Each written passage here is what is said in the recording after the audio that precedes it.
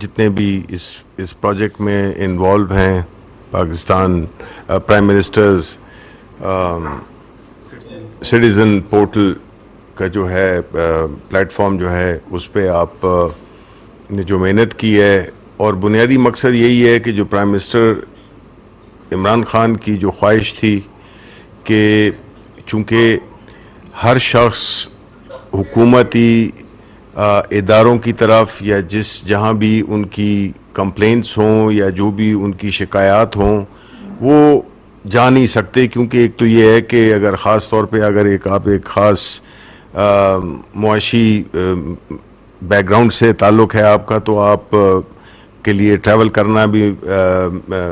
مشکل ہوتا ہے، خرچہ ہوتا ہے.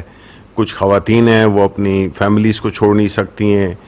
اس قسم کی جو پریکٹیکل مسائل آڑے آتے ہیں جب بھی آپ کی کوئی شکایت ہو کسی بھی حکومتی ادارے سے، تو آپ کی جو رسائی ہے وہ ہونی چاہیے. تو اس نیت سے یہ پرائم منسٹر صاحب نے اس پروسیس کا انسٹرکشنز دی ہیں اپنے کنسرن لوگوں کو، اور ہم دیکھ رہے ہیں کہ بڑی کامیابی کے ساتھ یہ چل رہا ہے. اور جو اعداد و شمار جو آپ جب سنیں گے تو آپ کو کافی حیرت ہوگی کہ یہ اتنی زیادہ تعداد، اور پھر جو اس میں جو کمپلائنس لیول ہے وہ بھی بڑا ہائی ہے. اور 29 لاکھ کمپلینس جو ہے تو وہ آئی تھیں، رجسٹرڈ سٹیزنز ہیں جنہوں نے کہ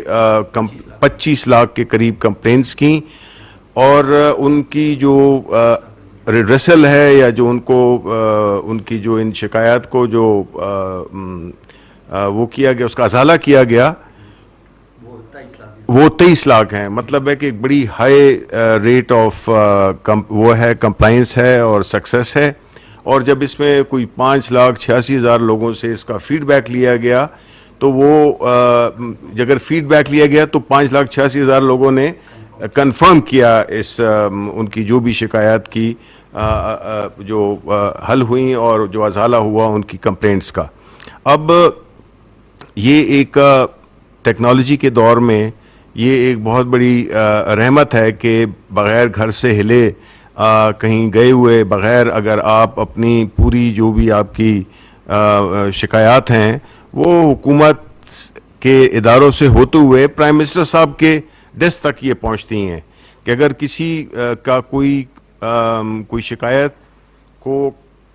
نہیں ایڈریس کیا گیا تو وہ بھی پرائم منسٹر صاحب تک پہنچتی ہے، اور پھر ظاہر ہے کہ وہ وہاں سے انسٹرکشنز دیتے ہیں اور وہاں سے وہ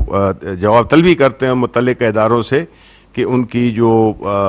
گریونس ہے یا جو ان کی جو شکایت ہے اس پہ کیوں نہیں عمل ہوا. تو یہ ایک بڑا کمپریہنسو قسم کا ایک پورا ایک اینڈ ٹو اینڈ قسم کا ایک پورٹل ہے.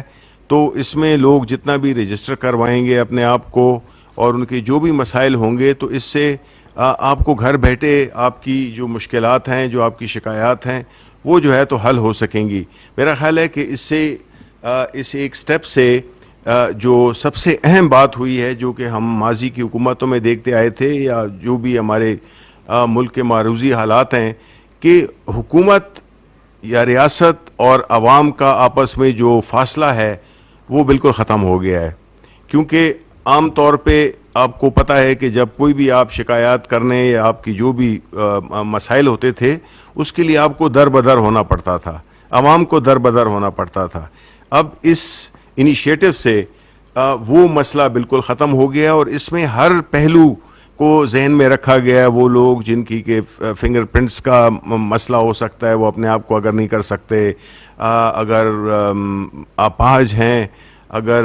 اور کوئی ایسی لمیٹیشن ہے، اس کو بھی فیکٹر ان کیا گیا ہے. اس میں اس کے لیے بھی ایک